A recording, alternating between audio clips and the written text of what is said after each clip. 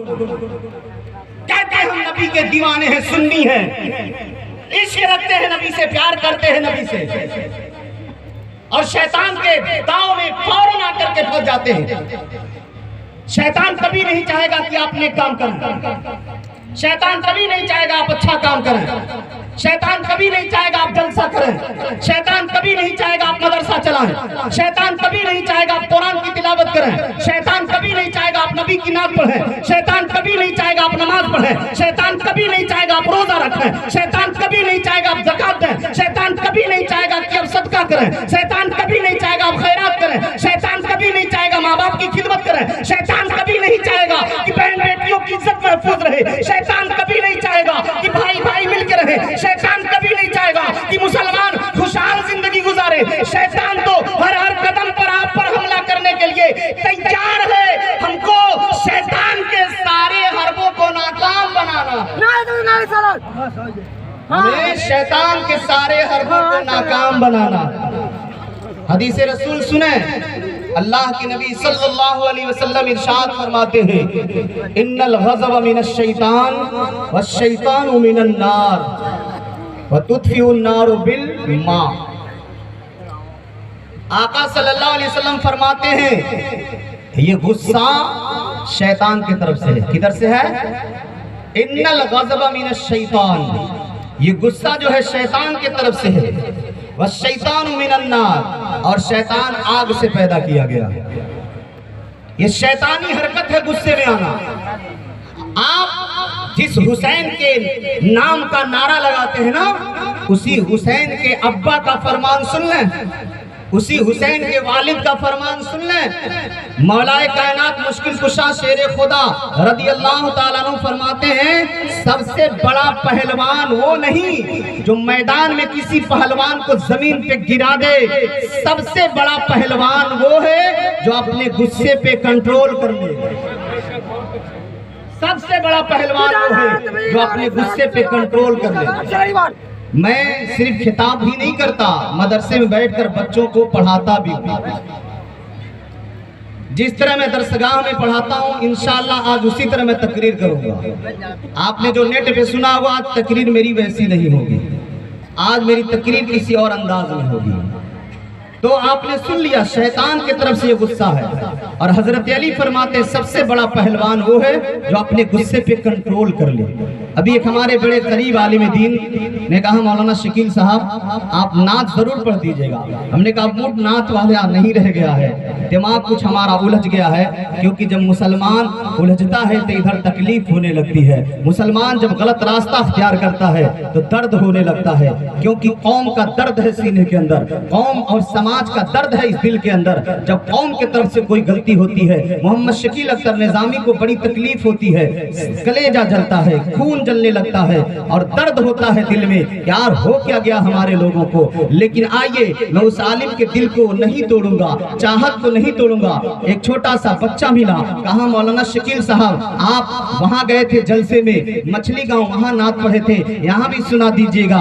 कई लोगों ने कहा नात पढ़ दीजिएगा, लेकिन नात तो हमारे पढ़े हैं उड़ीसा से आने वाले नबी के वो दीवाने, जिन्होंने हकीकत में मजमे को संभाल के रखा है और दिलों के अंदर नबी के इश्क को डाल दिया है। और हमारे नौजवान, हमारे बुजुर्ग, हमारी माँ बहनें नबी के इश्क में मचल रहे सारे लोग। अल्लाह करे आप जिंदगी भर नबी के इश्क में मचलें, जिंदगी भर नबी के मोहब्बत में मचलें, और इसी की जरूरत है। क्योंकि बगैर इश्क मोहब्बत के, बगैर इश्क नबी के, बगैर इश्क रसूल के न नमाज हमारी कबूल होगी, न रोजा कबूल होगा, न कोई अमल कबूल होगा। क्योंकि सारे अमाल अगर नबी के मोहब्बत के बगैर हैं तो सारे अमाल मुंह पे मार दिए जाएंगे, और जिस अमल में नबी की मोहब्बत शामिल है वही अमल अल्लाह की बारगाह में कबूल किए जाएंगे। आइए मैं दो चार शेर पढ़ता हूँ। आला हजरत अज़ीमुल बरकत के भाई अल्लामा हसन रज़ा खान, अल्लामा हसन रज़ा खान लिखते हैं, तुम्हारा नाम मुसीबत में जो लिया होगा,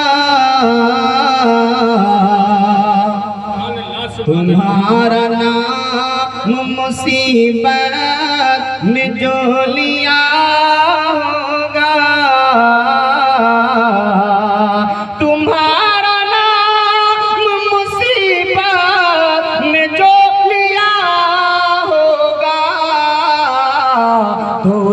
उसका बिगड़ा हुआ काम बन गया होगा, तो उसका बिगड़ा हुआ काम बन गया होगा। और नबी के शान अजमत को देखें, नबी के रुतबे को देखें, नबी के कदर मंजिलत को देखें, नबी का अरफा मकाम क्या है वो देखें, नबी का बुलंद रुतबा क्या है वो देखें। आला हजरत के भाई बड़े अच्छे अंदाज में लिखते हैं, दिखाई जाएंगी महशर में शान महबूबी, दिखाई जाएंगी महशर में शान आप ही का कहा कि आप ही की खुशी आपका कहा कि आप ही की खुशी आपका कहा होगा। और कयामत का नफ्सी नफ्सी का दिन होगा, बड़ा खतरनाक दिन होगा। ऐसा दिन होगा मैदान महशर कायम है, लोग हाजिर हैं, उम्मतें परेशान हैं। सुन लो ऐ लोगों, कयामत का दिन होगा। मुस्तफ़ा जाने रहमत का हाल क्या होगा, मुस्तफ़ा किस कैफियत में होंगे, मुस्तफ़ा किस सिचुएशन में होंगे, मुस्तफ़ा किन हालात में होंगे। मुस्तफ़ा का मकाम देखें, मुस्तफ़ा का रुतबा देखें, मुस्तफ़ा की शान मैदान महशर। रहमत सल्लल्लाहु अलैहि वसल्लम कितना प्यार करते हैं हम गुनहगारों से, कितनी मोहब्बत है हमारे हमसे और आप से।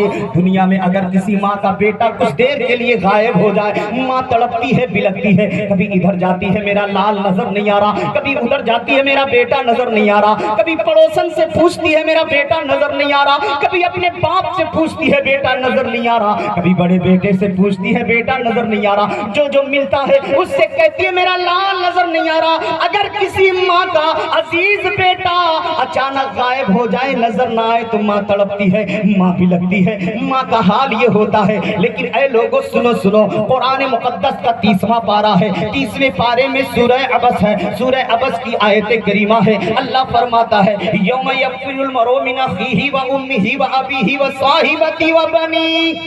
अल्लाह फरमाता है एक दिन ऐसा आने वाला है जब भाई भाई से दूर भागेगा, माँ बेटे से दूर भागेगी, बेटा माँ से दूर भागेगा, बाप बेटे से दूर भागेगा, शौहर बीवी से दूर, बीवी शौहर से दूर, बाप बेटे से दूर। कोई किसी का पुरसा हाल नहीं होगा। जो माँ दुनिया में अपने बलाल के लिए तड़प रही है, अपने बेटे के लिए तड़प रही है, अपने लगते जिगर के लिए तड़प रही है, बेटा नजर नहीं आया तो माँ तड़प गई, बाप तड़प गया, बेटा गया तो कहाँ गया, नजर नहीं आ रहा, नूरे नजर नजर नहीं आ रहा, दिल का चैन नजर नहीं आ रहा। अगर दुनिया में बेटा नजर ना आए तो माँ तड़पती है, बाप तड़पता है, भाई तड़पता है, बहन तड़पती है। यार हो क्या क्या, जिस दुनिया में जिस लाल के लिए माँ तड़पती है, कयामत का होलनाक इतना बड़ा मंजर होगा, इतना होलनाक मंजर होगा।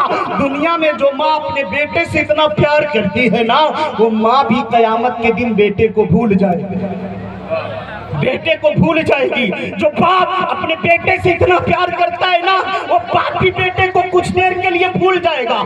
यार जहाँ बाप की मोहब्बत काम न दे, जहाँ माँ की मोहब्बत काम न दे, जहाँ भाई का प्यार काम न दे, जहाँ बहन की शफ़क़त काम न दे, जहाँ सारी मोहब्बतें नाकाम हो जाएंगी, वहाँ मुस्तफ़ा की मोहब्बत काम आएगी, वहाँ मुस्तफ़ा की मोहब्बत काम आएगी। आला हजरत के भाई लिखते हैं, यार एक माँ क्या तड़पती है अपने लगते जिगर के लिए, एक माँ क्या मचलती है अपने बेटे के लिए। नबी के मकाम को देखें। आला हजरत के भाई लिखते हैं, अजीज बच्चे को माँ जिस तरह तलाश करे,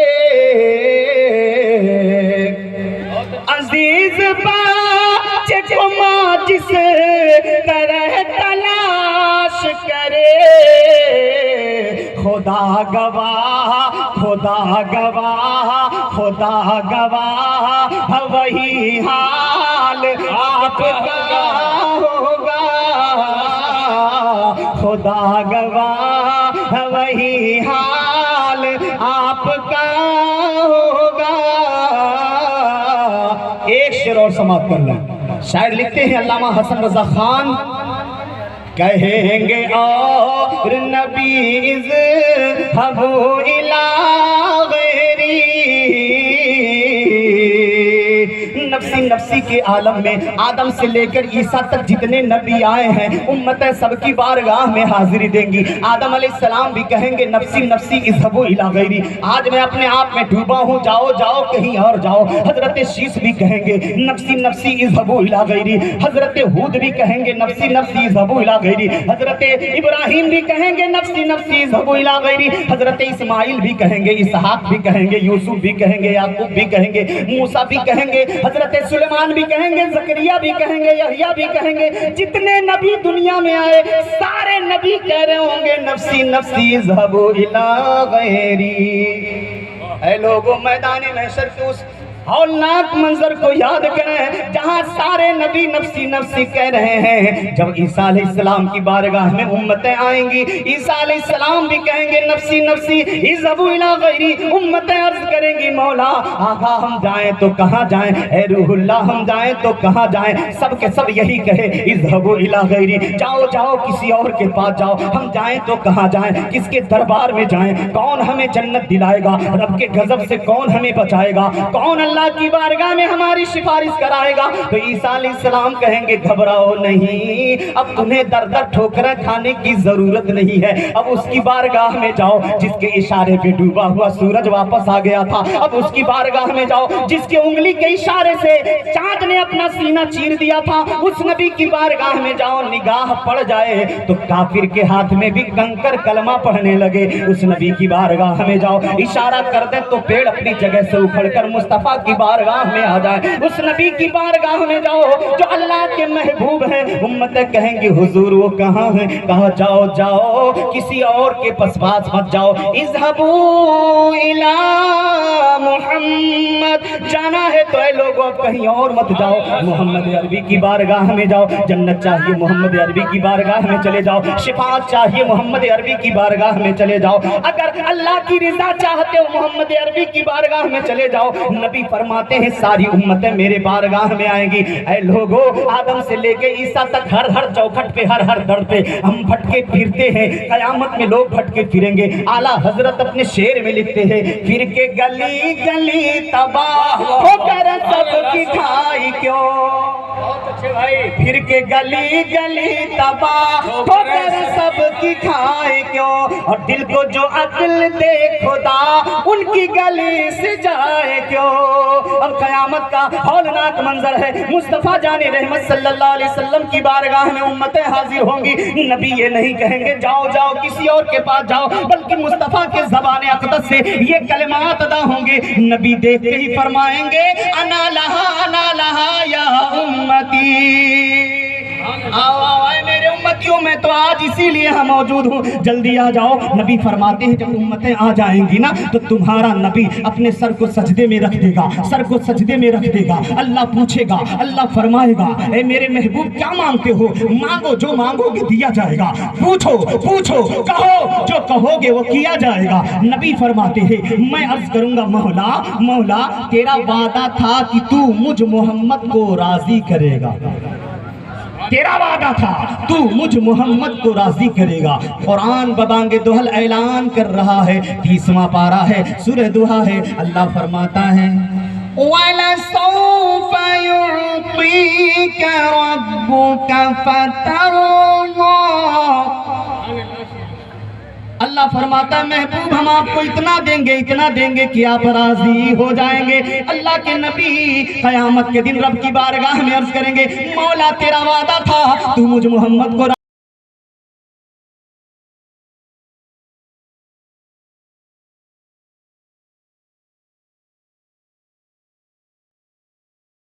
रज़ा खान लिखते हैं और एक भोजपुरी शायर भी लिख देता है और बड़े अच्छे अंदाज में लिख देता है उम्मत का लाज बचई है हमारे नबी, उम्मत का लाज बचई है हमारे नबी, उम्मत का लाज बचई है हमारे नबी। रूठे रूठे रूठे रब काम नहीं है हमारे नबी। नबी।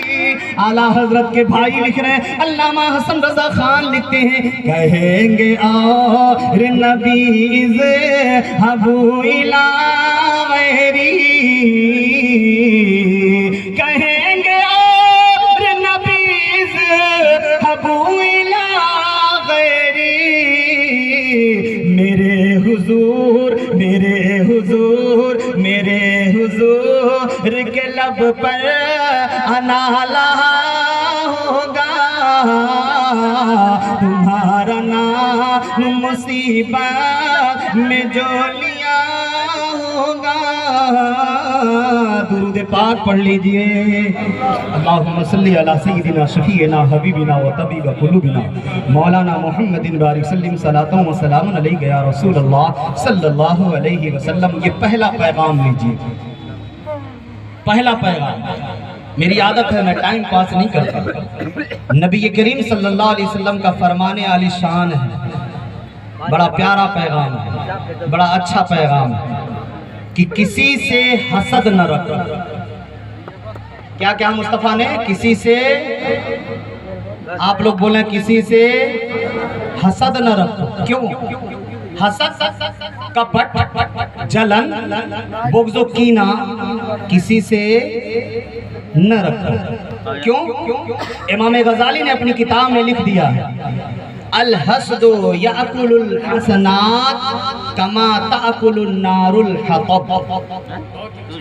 इमाम गज़ाली रहमतुल्लाह अलैह लिखते हैं, मुस्तफ़ा का फरमान है, कई लोगों हसद की आग अपने सीने में ना जलाओ, हसद ना करो, बुग़्ज़ ना रखो, कीना ना रखो, हसद में कोई बात ना करो, कीना रख करके कोई बात ना करो, जलन रख करके कोई बात ना करो, किसी से जलन ना रखो, किसी से हसद ना रखो, चाहे वो अपना दुश्मन ही क्यों ना हो, उससे हसद ना रखो, चाहे अपना दुश्मन ही क्यों ना हो, उससे बुग़्ज़ ना रखो, चाहे अपना दुश्मन ही क्यों ना हो, उससे आप बुग़्ज़ कीना ना रखो। क्यों? नबी फरमाते हैं, जिस सीने में कीना होता है ना, जिस सीने में हसद होती है ना, जिस सीने में हसद की आग जलती है, जिस सीने में जलन की आग जलती है, नबी फरमाते हैं, अल हसदु याकुलुल हसनात, हसद की आग ऐसी खतरनाक है, जो जिस सीने में हसद की आग है वो नमाज पढ़ता है, रोजा रखता है, ज़कात देता है, हज करता है, यार कुछ भी नेक काम करता है, अगर हसद की आग उसके सीने में जल रही है तो मुस्तफा फरमाते हैं, हसद की आग नेकियों को ऐसे खा जाती है जैसे आग लकड़ी को जलाकर राख कर देती है। हसद की आग लकड़ी को जिस तरह जलाकर राख कर देती है ना, इसी तरह अगर हसद किसी के अंदर है तो नेकियों को जला करके बर्बाद कर देती है। इसलिए सीने में हसद न रखना, किसी के खिलाफ कपट न रखना, बुग़्ज़ो इनाद न रखना। यार हम तो उस मजहब के मानने वाले हैं, उस पैगंबर के मानने वाले हैं, जिस मजहब का कानून क्या है, जिस मुस्तफ़ा का फरमान क्या है। आइए इंशाअल्लाह भी मैं अपनी तकरीर में बताते चलूंगा। ये जो आप जलसा देख रहे हैं, अल हबीब कॉन्फ्रेंस देख रहे हैं, आपके सामने मदरसा है, मदरसे से 11 बच्चे फारिग हो रहे हैं, कुछ आलमियत में है, कुछ किरत में है, कुछ हिफ्ज में है, और यहाँ के असातिज़ा ने मेहनत और मुशक्क़त के साथ पढ़ाया है। बच्चे हाफिज़ कुरान बने हैं, बच्चे क़ारी कुरान बने हैं, बच्चे आलिम दीन बने हैं। आलमियत की दस्तार होगी, किरत की दस्तार होगी, हिफ्ज की दस्तार होगी। अब सारे लोग गौर से सुने, हमारे समाज में कुछ ऐसे लोग हैं जो कहते हैं हम अपने बच्चों को हाफिज बनाएंगे तो बच्चा गरीब हो जाएगा, कारी बनाएंगे बच्चा गरीब हो जाएगा, आलिम बनाएंगे बच्चा गरीब हो जाएगा। हम अपने बच्चे को आलिम नहीं बनाएंगे, अपने बच्चे को कारी नहीं बनाएंगे। आप देखें मौलवियों की हालत क्या है, उनको तनख्वाह कितनी मिल रही है, 6,000, 7,000, 8,000, बहुत मिल गई तो 10,000 मिल गई है। उसमें बच्चा हाफिज बनकर करेगा क्या, बच्चा आलिम बनकर करेगा क्या, बच्चा अगर किरत पढ़ता है तो पढ़कर करेगा क्या, 6,000 में क्या करेगा, 7,000 में क्या करेगा, 8,000 में क्या करेगा, बहुत मिल जाएंगे 10,000, 15,000 करेगा तो क्या करेगा। लेकिन ऐ मुसलमानों, मेरी माँ बहनों, ये ख्याल अपने दिमाग से निकाल कर फेंक दीजिए कि बच्चा गरीब हो जाता है, आलिम बच्चा गरीब नहीं होता, हाफिज बच्चा गरीब नहीं होता, कारी बच्चा गरीब नहीं होता है। उसके माल को न देखें, उसकी कमाई को न देखें, वो महीने में कितना कमा रहा है, महीने में कितनी तनख्वाह पाता है, उसके तरफ मत जाएं। एक मिसाल देकर मैं आपको समझाना चाहता हूँ। मिसाल के तौर पर एक इंसान हो जिसके चार बेटे हो, एक इंसान हो जिसके चार बेटे हो। उस इंसान ने सोचा चलो बड़े बेटे को मैं डॉक्टर बना दूं, दूसरे बेटे को IAS बना दूं, तीसरे बेटे को इंजीनियर बना दूं, और जो सबसे कमजोर बच्चा है, थोड़ा लंगड़ा के चलता है, थोड़ा अपाहिज है, थोड़ा माजूर है, चलो आंखों से कम देखता है, जबान में कुछ लुकनत है। अब बाप ने सोचा तीनों बच्चे हमारे बड़े टैलेंट है, उनका दिमाग बड़ा अच्छा है, अकलमंद है, होशियार है, ज़हीनो फतीन है, बड़े अच्छे हैं। अब बाप ने सोचा जो सबसे आला, जो सबसे बड़ा बच्चा है उसको डॉक्टर बनाने के लिए सोच लिया, जो दूसरे नंबर का बच्चा है उसको IAS बनाने की ठान लिया, जो तीसरे नंबर का बच्चा है उसे इंजीनियर बनाने की ठान लिया। और लेकिन जो चारों में सबसे कमजोर है उसको ले जा करके उसको ले गए और मौलाना फरीद साहब किबला की बारगाह में दे दिए। हुजूर इस बच्चे को आप आलिम बनाएं या हाफिज बनाएं या कारी बनाएं। कहा क्यों यार, आपके बड़े बच्चे? कहा हुजूर इसका कुछ दिमाग कमजोर है,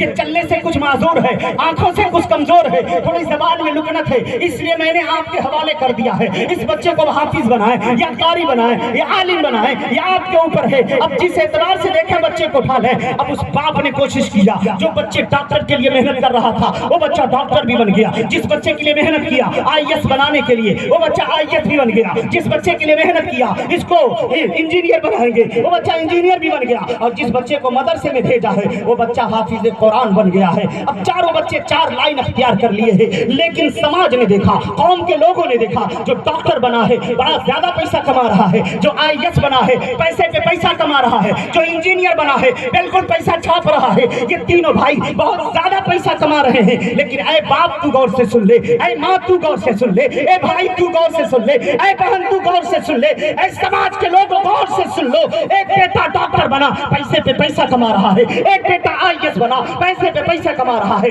एक बेटा इंजीनियर बना पैसे पे पैसा कमा रहा है, एक बेटा हाफिज कुरान बना किसी मस्जिद में जाकर के इमामत कर रहा, 6,000 रुपया मंथली पा रहा है, किसी मदरसे का मुदर्रिस बना है, 7 महीना मंथली 7,000 रुपया मंथली पा रहा है, बहुत पाया 15,000 पाया। लेकिन जमाना ने कहा यार वो डॉक्टर कितना कमा रहा है, वो IAS कितना कमा रहा है, वो इंजीनियर कितना कमा रहा है, लेकिन इस बच्चे को देखें कितना गरीब है, ये 6,000 पा रहा है, ये हाफिज साहब तो 6,000 पा रहे हैं। लेकिन आओ आओ देखो गरीब कौन है, आओ देखो मजदूर कौन है, आओ देखो मसरूर कौन है, मजबूर कौन है, आओ देखो अख्तियार किसके पास है, आओ देखो पावर किसके पास है। अचानक चारों भाई घर पे मौजूद हैं, अपने बाप से बातचीत कर रहे हैं, मस्जिद बगल में है। तब तक मस्जिद से आवाज आ गई, तब तक मस्जिद से आवाज आ गई, अल्लाहु अकबर अल्लाहु अकबर।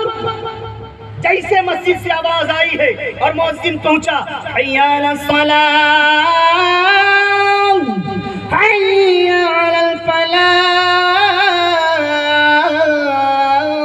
जैसे आवाज पहुंची है, डॉक्टर भी नमाजी है, IAS भी नमाजी है, इंजीनियर भी नमाजी है, बाप भी नमाजी है, माँ भी नमाजी है। अब सबके सब दौड़े मस्जिद की तरफ, गए मस्जिद की तरफ।